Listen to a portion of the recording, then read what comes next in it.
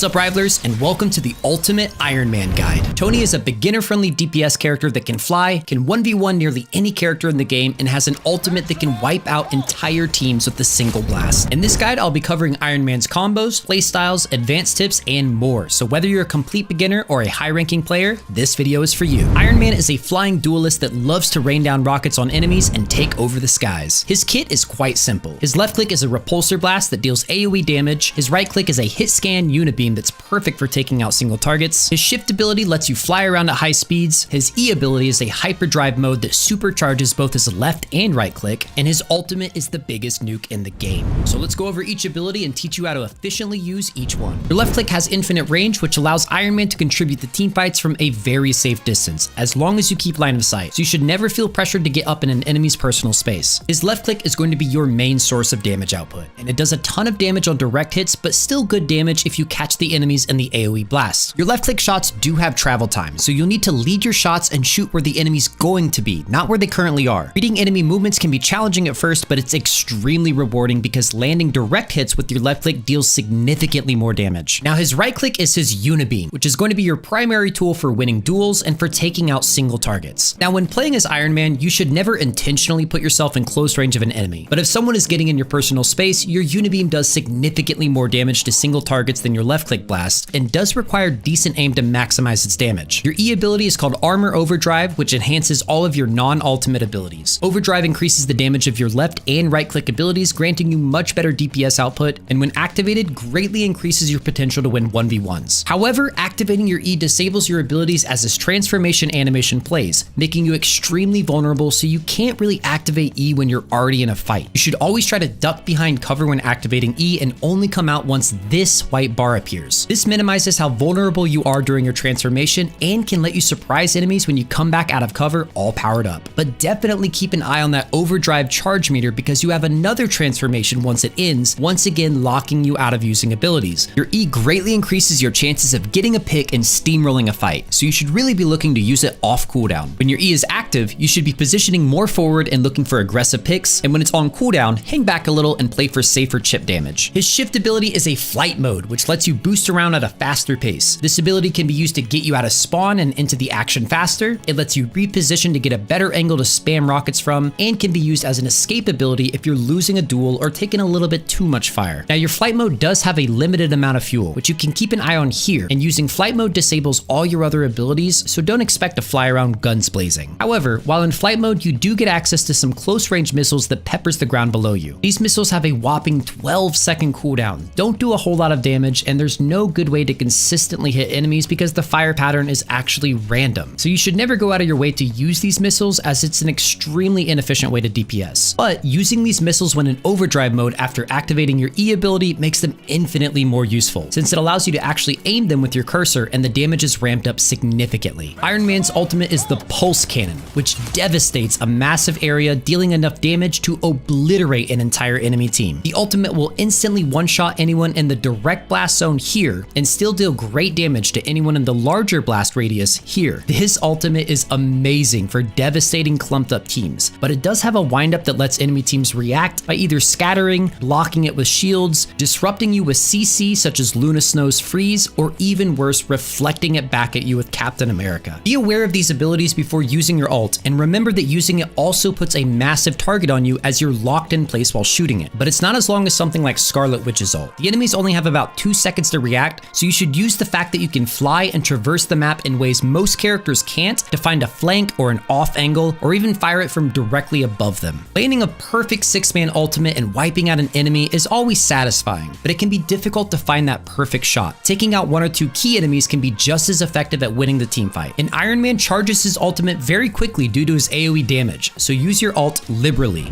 Now, let's talk about some of Iron Man's strengths as a hero. One of the biggest strengths of playing flying characters is having a permanent high ground advantage. You create another threat to the enemy that's separate from your team, forcing the enemies to take fire from angles that ground characters could never shoot from. It also forces the enemy to split their attention between you and your allies on the ground, splitting their damage and reducing their potential to actually KO either of you. Now, eventually the enemy team's going to get sick and tired of getting repulsor blast rained down on them, so they'll send Star-Lord or another DPS to try and contest your high ground. But turns out Tony prepared for this, because your right click absolutely melts flyers at close distance, especially especially if you can sneak in your overdrive before dueling them. Iron Man's left click lets him safely deal chip damage to multiple enemies from an extremely safe distance since it has infinite range. This lets you soften up several enemies at once for your hit scan or dive DPS teammates to finish them off. You want to be like a little mosquito, constantly peppering the enemy team with left clicks and forcing them to focus you, which takes some of the heat off of your team. Now, let's talk about some of the weaker areas of playing Iron Man. Iron Man is a slow character that is easily picked out of the sky by hit scan characters such as Punisher and Hela. Iron Man out in the open sky is very vulnerable and easy to swat out of the sky, so you need to always be utilizing cover. Make sure to not keep peeking the same spot over and over again, because following the same pattern can make you very predictable and easy to KO. Instead, switch up the amount of time you're peeking and utilize your omnidirectional movement to peek from different areas. As a flyer, Iron Man can be difficult to heal for a lot of strategists. Iron Man is much more dependent on health packs than most DPS for these reasons, so it's an absolute necessity to always know where the nearest health pack is if your armor takes a few too many dings. As a mostly immobile flyer, you are an easy mark for Spider-Man, Iron Man's biggest counterpick. If you see the spider or hear the web thwips, it's honestly probably best to swap heroes or at the very least play extremely safe, because if he lands his combo on you, and he will eventually, you're most likely done for. One of Iron Man's weaknesses is how vulnerable he makes himself. His overdrive ability locks himself out of firing both on startup and at the end. His laser has a windup, his reload isn't super fast, his ultimate has a windup, and all of this gives Iron Man a lot of time where he's vulnerable. For instance, once you're locked into your laser animation, it is so easy for characters like the Hulk to just jump on you. So keep a safe distance and be very selective when engaging. Also, Iron Man pairs up really well with Mantis, especially if you communicate with her to give you her passive damage boost, because this in combination with your overdrive gives you some of the craziest DPS and pick potential in the game. Iron Man also has a team up with Hulk that essentially works the same way, boosting your damage and giving you a lot faster KOs.